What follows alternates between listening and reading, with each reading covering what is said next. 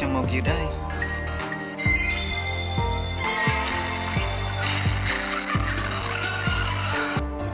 នេះយើងមើល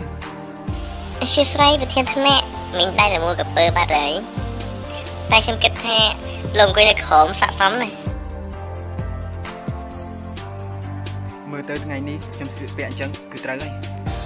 ធានថ្នាក់មកកន្លែងនេះធ្វើអីគិតថាស័ក្តិសមមកកន្លែងនេះដែរថ្ងៃនេះកម្មវិធីជួបជុំរូបឋានៈ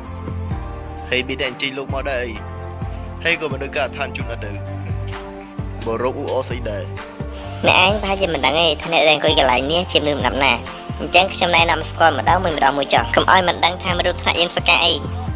លបងហោជាប្រធានផ្នែកគ្រប់គ្រងរបស់ក្រុមហ៊ុន Realty អូត្រូវហើយអាណាសិស្សរំទុកជាមួយអ្នកវិញណាក៏សង្ឃឹមលើបងហងដើម្បីបានបាយហូបដែរនៅមានរង្វាយទៀតចាំបានអត់ឥឡូវគាត់ជាប្រធានផ្នែកគ្រប់គ្រងអាជីវកម្មរបស់ក្រុមហ៊ុន Realty ហើយ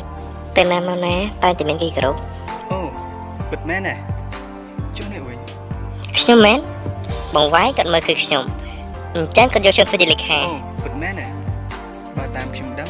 នៅក្រុមហ៊ុន Realty ប្រធានផ្នែកអាជីវកម្មដូចមិនត្រូវមានលេខាទេអ្នកឯងមិនដឹងស្អីមើលរូបរាងខ្លួនឯងមើលដឹងអីដែរជីង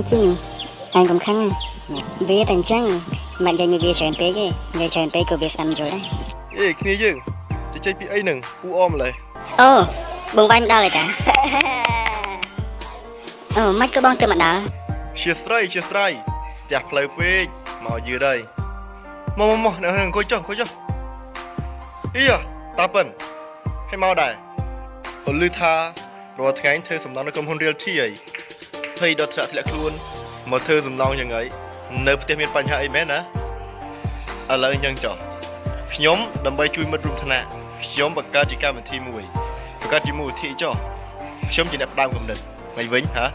យ៉ាគំនិតនេះពិតជាល្អណាស់ល្អខ្លាំងល្អ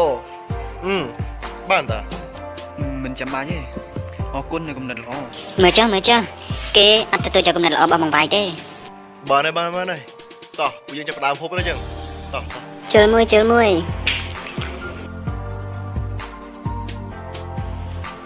ខ្ញុំនិយាយតែប៉ុណ្ណាអ្នកឯងគួរត្រឡប់ទៅវិញឲ្យបាត់ទៅព្រោះនៅទីនេះគ្មានអ្នកគេស្វាគមន៍ឯង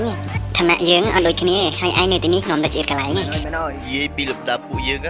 គឺខុសគ្នាឆ្ងាយមែនទែនមិនដឹងមកក្នុងកន្លែងនេះឲ្យយឺតអីថ្ងៃនេះអ្នកទាំងអស់គ្នាពិតជាធ្វើខ្ញុំភ្លឺភ្នែកមែនមកញ៉ាំស្រាវិញបាច់ពលវាក្នុងកែវភ្នែកអ្នកទាំងអស់គ្នាមាសប្រាក់សំខាន់ខ្លាំងមែនទេថ្ងៃនេះអ្នកទាំងអស់គ្នាធ្វើអញ្ចឹងខ្ញុំចំពោះខ្ញុំគឺអត់អី